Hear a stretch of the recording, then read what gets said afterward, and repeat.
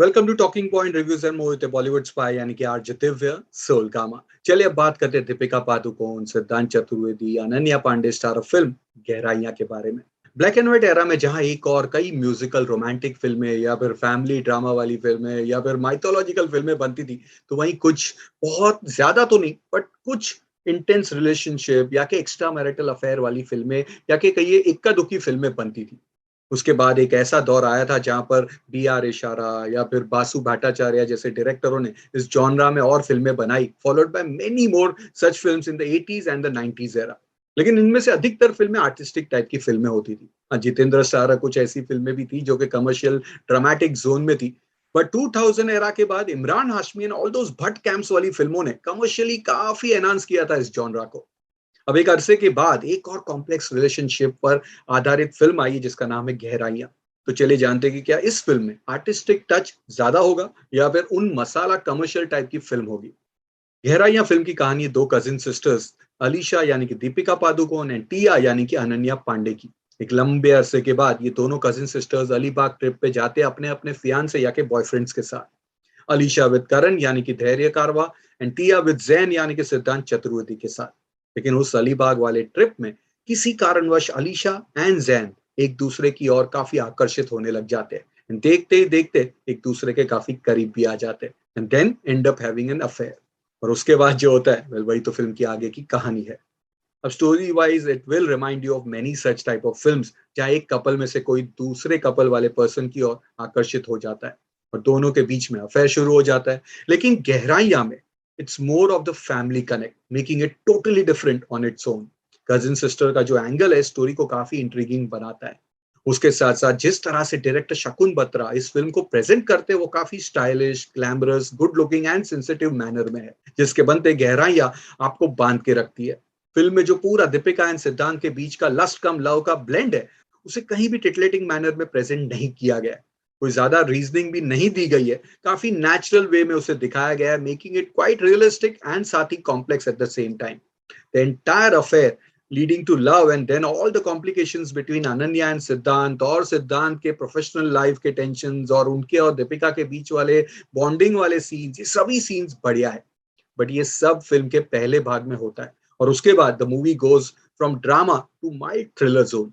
Ananya doubting Siddhant और दीपिका के बीच के फिनाले वाले सीन्स, इन सब सीन्स में एक अच्छा थ्रिलिंग एलिमेंट ऐड किया गया है which works in the favour of the film. अब what does not work is कहीं कहीं पे पेस ड्रॉप होता है एंड ऑल्सो लेंथ थोड़ी ज्यादा है फिल्म की। Plus all those flashback montages of Deepika के माइंड में जो चलते रहते हैं related to a father and mother काफी रिपीटेटिव हो जाते हैं। एक बार बता दिया बस है, उसके बाद बार बार जब वो आता है तो वो जो कनेक्ट है वो टूटते जाता है। Also all those metaphoric scenes of waves splashing ये भी काफी रिपीटेटिव लगते हैं। ऑल्सो फिल्म में लाइट मोमेंट्स बहुत ही कम है, इनफैक्ट ना के बराबर है, मेकिंग दिस फिल्म काफी dark and intense at times. Film अपने क्लाइमैक्स में एक अच्छा ट्विस्ट देती है, गिविंग दीपिका के कैरेक्टर को एक बहुत ही बढ़िया तरीके का क्लोजर।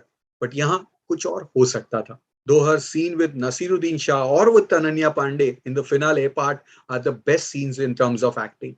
फिल्म को जैसे कि मैंने बताया काफी अच्छी तरीके से शूट किया गया है and has good feel to it. अब म्यूजिक की बात करेंगे तो डूबे एंड गहराइयां टाइटल ट्रैक ये दोनों के दोनों गाने फैंटास्टिक है।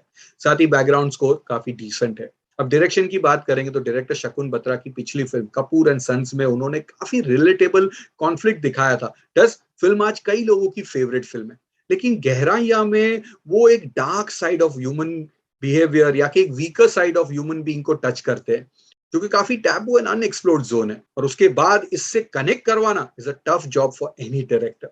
मैं ये नहीं कहूंगा कि वो पूरी तरह से सक्सीड होते, बट हाँ काफी हद तक वो सक्सीड होते हैं and kudos to him for not crossing that thin line. वरना ये सारे लव मेकिंग और kissing scenes between Deepika and Siddhant would have look sleazy और वल्गर।